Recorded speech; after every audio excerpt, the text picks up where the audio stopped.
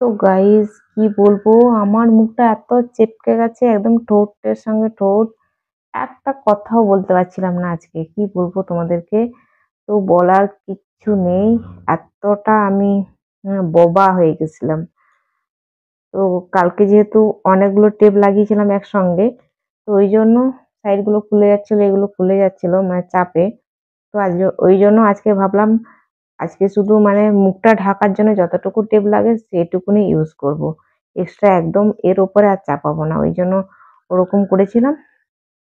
আমার মুখটা পুরো বন্ধ হয়েছিল। মানে মানে আমি বিশ্বাস করতে পারিনি নিজেই যে আমার মুখটা এরকম বন্ধ হয়ে যাবে। তো কোনোদিন এভাবে হয়নি। মোটামুটি ঠোঁটটা নেড়ে কথা বলতে পারতাম। তো আজকে একদম ঠোঁট নাড়তে পারছিলাম না।